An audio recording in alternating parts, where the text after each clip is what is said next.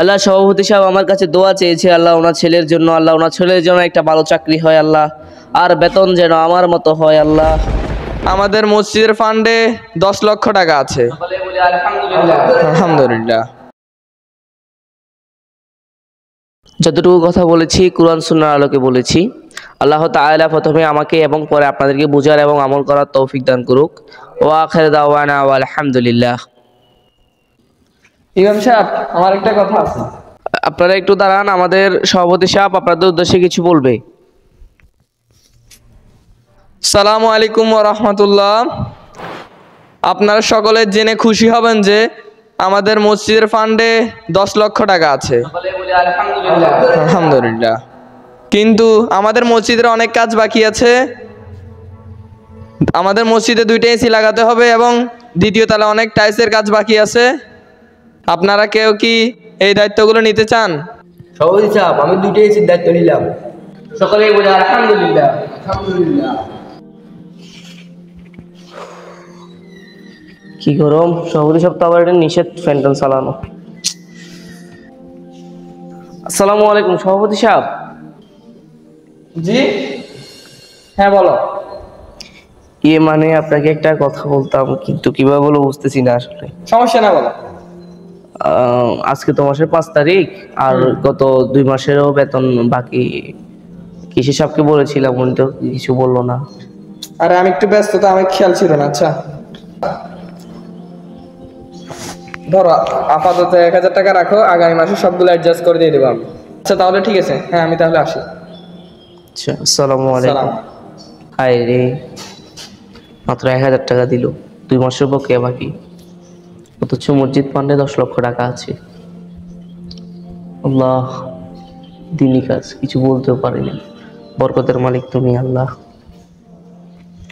আসো বাচ্চা, তুমি তো শহরে থাকো, তুমি দেখো না কখনো মসজিদ। এটা হচ্ছে আমাদের মসজিদ, এখানে হচ্ছে কিছু কাজ বাকি আছে। না মাশাআল্লাহ, সুন্দর আছে। এই 2টা এসি লাগাবো, তারপর হচ্ছে তোমার দোতলায় টাইলসের কাজ বাকি আছে। আরে সভাপতি সাহেব গলা মনে হচ্ছে। আসসালামু আলাইকুম সভাপতি সাহেব। ওয়ালাইকুম আসসালাম। কেমন আছেন? তো আলহামদুলিল্লাহ। আমি তো মনে মনে তোমাকে খুঁজতেছিলাম। ধরো এটা রাখো। আজকে হচ্ছে আমার ছেলে ইন্টারভিউ দিতে গেছে ঢাকায়, তার জন্য দোয়া করবে সামনে শুক্রবার সে যেন পাশে আর কি। দোয়া তো আপনি নিজেও করতে পারেন। আরে আমি গুনাহগার মানুষ, কত পাপ করি, কত কি করি। ইমাম সাহেব হচ্ছে ভালো মানুষ, সৎ মানুষ। ইসলাম কি বাড়াটি ধর্ম? আপনি কয়েকটা টাকার বিনিময়ে ইয়া করে নেবেন। আচ্ছা বাদ দাও আসো। আরে তোমার দরকার আছে এত ইয়া করার এখানে? আল্লাহ, যত দোয়া করেছি আপনি কবুল করে নেন আল্লাহ। আল্লাহ সভাপতি সাহেব আমার কাছে দোয়া চেয়েছে আল্লাহ ওনার ছেলের জন্য, আল্লাহ ওনার ছেলের জন্য একটা ভালো চাকরি হয় আল্লাহ, আর বেতন যেন আমার মতো হয় আল্লাহ।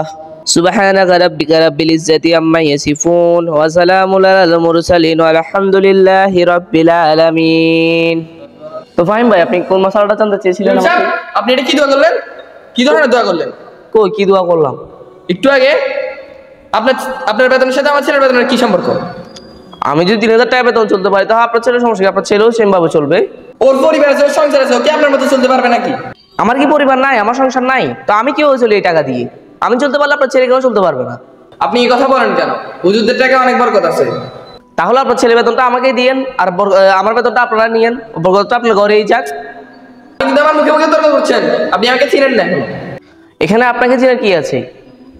আমি কিভাবে চলতেছি ওইটা আমি না বলতে পারি। গত 2 মাসের বেতন বাকি, এই মাস 3 মাস হচ্ছে। দোকানে গেলে 1 কেজি চাউলের দাম 70 টাকা, 1 কেজি ডাউলের দাম 120 টাকা, 1 লিটার তেলের দাম 220 টাকা। এখন আমি যদি ওনাদেরকে যাই বলি যে হুজুর আমার থেকে বেতন টাকা কম নেন, তাহলে ওনারা কি টাকা কম নিবে? ওটা আমার দেখার বিষয় না। আপনি কিন্তু এখন আমার সাথে বাড়াবাড়ি করতেছেন। এখানে বাড়াবাড়ির কিছু নাই। এখানে বাড়াবাড়ির কি আছে? আমি যেটা সত্য কথা ওইটা বলেছি। এই চলেন ফাইম ভাই, চলেন। আমি সভাপতি, সবার মুখে মুখে তর্ক করো? তুমি চাকরি কিভাবে করে দেখতেছি।